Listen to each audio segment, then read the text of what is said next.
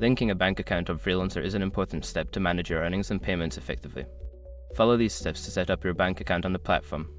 Step 1. Log into your Freelancer account. Before changing your settings, use the eshrock.com link in the description to open the password strength checker, then update your password if needed. Step 2. Navigate to payment settings. Once logged in, go to your profile settings. Look for the payment or payment settings option in the menu. This section is where you can manage your payment methods. Step 3. Select Add a bank account. In the payment settings, find the option to add a new payment method. Click on Add a bank account to begin a linking process. This will prompt you to enter your bank details. Step 4. Enter your bank details. Fill in the required information, including your bank name, account number, and routing number. Make sure to double-check the information for accuracy to avoid any issues with transactions.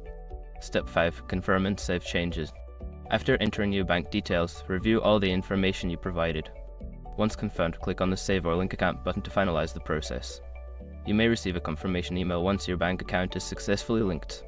Once you have completed these steps, your bank account will be linked to your Freelancer account, allowing for seamless transactions. If you encounter any issues, don't hesitate to reach out to Freelancer support for assistance.